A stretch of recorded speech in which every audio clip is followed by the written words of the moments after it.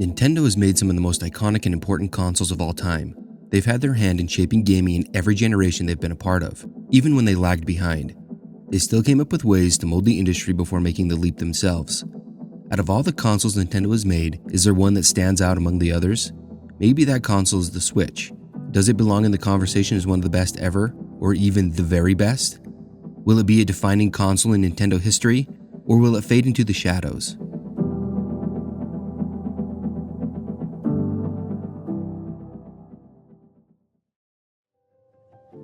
I've been traveling a lot lately.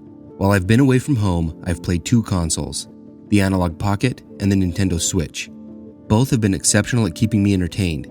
While playing the Analog Pocket, I've been thinking about how this little device has been able to recapture long-lost memories and feelings. Its sole purpose is to play games that came out decades ago, and it does it better than anything else I've ever used.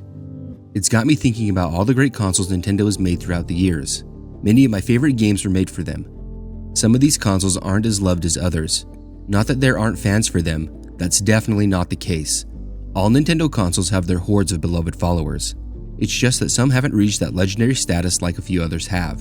Like the NES, Super Nintendo, Game Boy, Game Boy Advance, DS, and 3DS. They are remembered very fondly. People, including myself, have had unforgettable experiences with them. I've also been thinking about those other consoles that aren't remembered as much. The Wii and Wii U are the first that come to mind. Don't get me wrong, I know there are many people who absolutely love both of them, but there's no denying that they aren't at the top of the list for the greatest of all time. I'm a big fan of both, so there's no ill will here. I'm just thinking on how they are being remembered and how they will be thought of in the future. They both had very different paths, even though they share the same name. The Wii was a juggernaut. It sold incredibly well.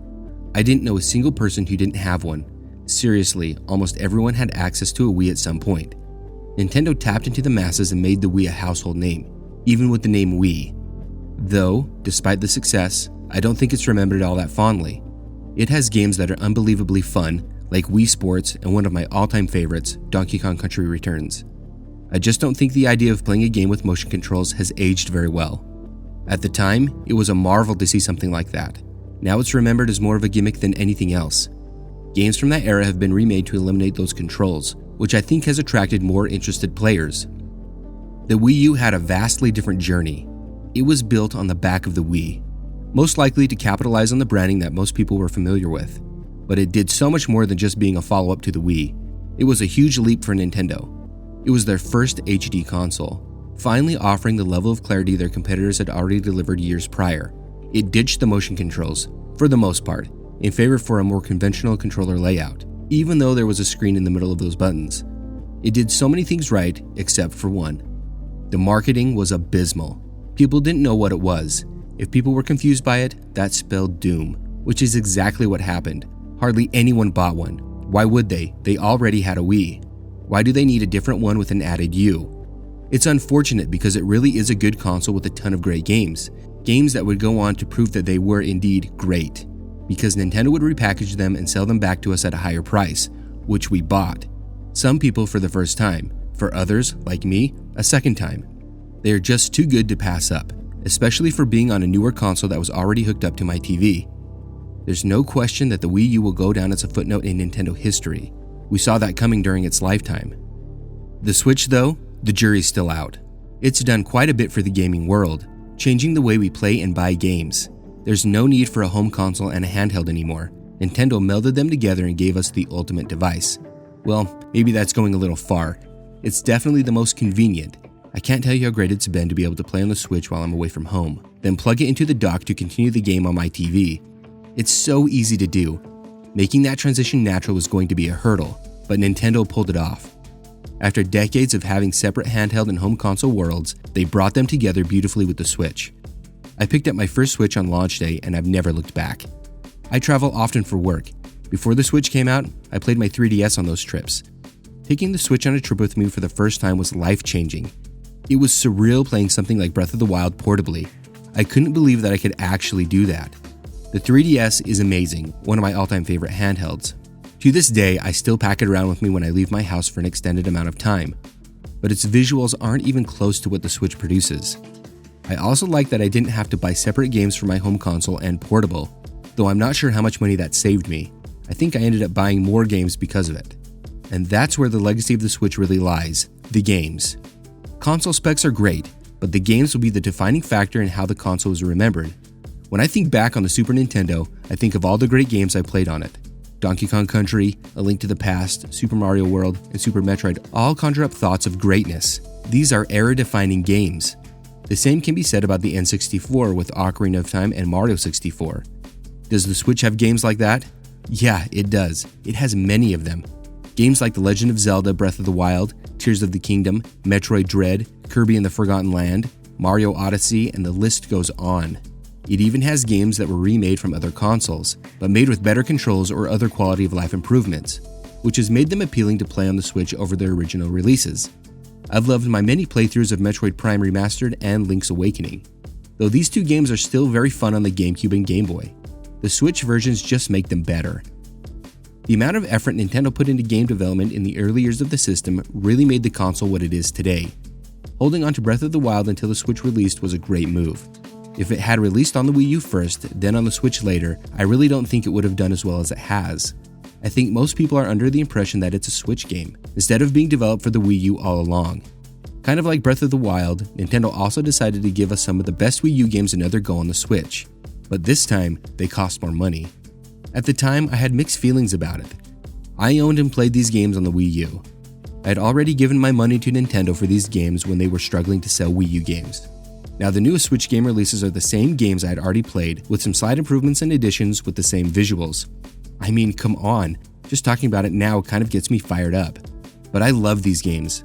I connected with them over the years. As I thought about it, I came to the conclusion that I might like to play them on the go. I mean, one of my favorite 3DS games was a Wii game initially. Why was this so different? I went ahead and bought those games again, and I'm glad I did. I replayed them many times while I was traveling all over the US.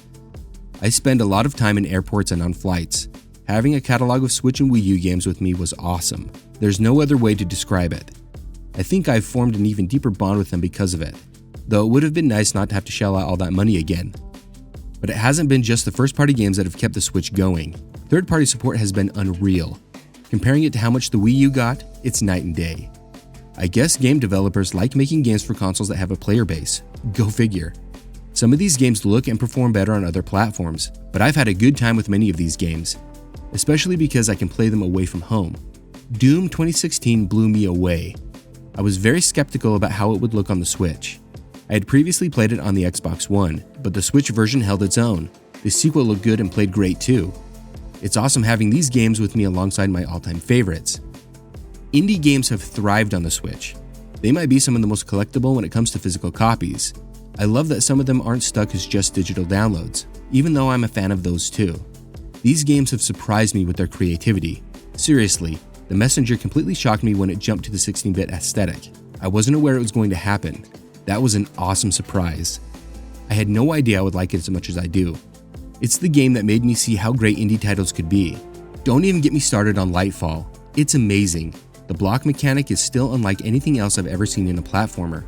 There are many great indie titles like Katana Zero, the Shovel Knight series, and the Ori games. These have all been an instrumental part of my Switch experience.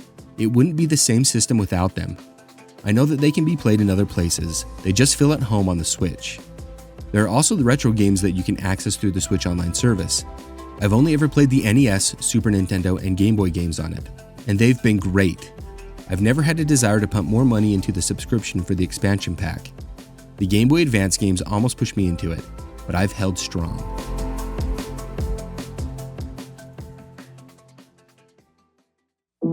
Can the Switch be considered the best Nintendo console ever? I think it could be. Is it my favorite? Well, that's tough. I seem to flow between game consoles quite a bit during the year. Sometimes I'm only in the mood to play the 3DS. Other times, I'm all in on playing the Super Nintendo on a CRT, and I think it just can't get better than this. Then I play the analog Super NT on my HD TV, and that becomes my favorite thing in the world at the moment. Other times I play the Xbox and PlayStation, and those become what I'm really into. So best console? I think it's the most convenient console Nintendo has ever made. I think it has probably the best library of games any Nintendo console has ever had, though the Super Nintendo and Game Boy Advance are right up there with it. I know opinions will vary on that statement, and that's okay. If you prefer to game on the GameCube, N64, NES, Game Boy Color, or any other Nintendo console, that's totally fine, and I think it's great. Our different opinions keep the gaming world interesting and ever-changing. I will say this though, I've consistently played the Switch throughout its entire lifetime. That has everything to do with it being a portable. But because of this, I've played it more at home as well. There's no other console that I've put this much time into. I think it has potential to be considered the very best Nintendo has ever done, even though it lacks the character the Wii, Wii U, and 3DS integrated into their menus and interfaces. However, this could be a Breath of the Wild situation. Breath of the Wild was almost untouchable right up to the launch of Tears of the Kingdom. After that, it's like the ever-wonderful Breath of the Wild was casually brushed aside for the vastly more superior Tears of the Kingdom, as if it wasn't fit to be played just because the new game added so much. I agree that Tears of the Kingdom is very good, and does quite a bit better on almost everything its predecessor did. Though I still think Breath of the Wild has a certain magic Tears of the Kingdom doesn't. Maybe it's because I played it first and got really immersed into that world. I might still prefer it over the other. Will the new Nintendo console eclipse the Switch like Tears of the Kingdom did to Breath of the Wild? I would say it's very possible. Nintendo has been surprising me my whole life.